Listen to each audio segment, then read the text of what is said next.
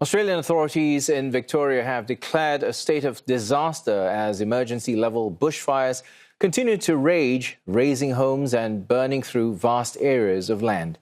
Authorities say the blazes have destroyed more than 300,000 hectares, with 10 major fires still burning across the state. 3 people previously reported missing, though, have been found safe.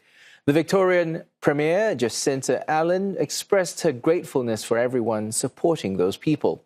She also thanked residents for heeding her advice to evacuate.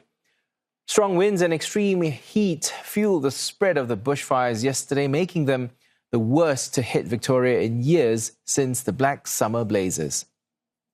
Prime Minister Anthony Albanese warns the country is facing extreme heat and dangerous weather, urging residents to follow official orders. Victoria's Emergency Management Agency says more fires are expected today due to overnight lightning. Neighbouring New South Wales is also on alert for fire danger, possibly extending into the Greater Sydney area. Several regions are under total fire bans, with concerns that strong winds and low humidity could intensify the threat. Sydney is bracing for what could be its hottest day of the season, with temperatures expected to hit 43 degrees Celsius.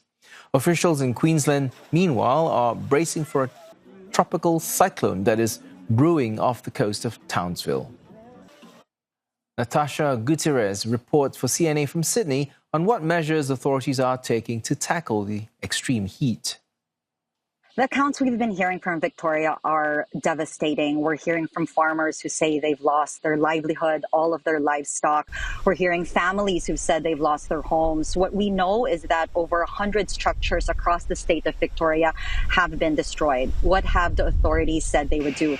I mentioned earlier that there's still risks of trees falling. Authorities, firefighters have promised that once it's safe, they will go in, assess the damage further. They're promising help and assistance to those communities. There are relief centers across the state that are helping those who have had to evacuate in those areas, in those centers. There's basic necessities for those who might need to stay for several days. We've also heard accounts of people saying they don't know what lies ahead in the next few days. Currently, they're running on adrenaline, but there's some concern on what comes next. The authorities, the government has said that they are also providing emergency relief support in forms of payment for those most affected. And of course, mental health support. This is something that has been discussed. There are people who are in so much despair that they're unable to even process what they've lost. So these are things that will last for several weeks, several months, even after the heat wave ends, ideally and predictably tonight.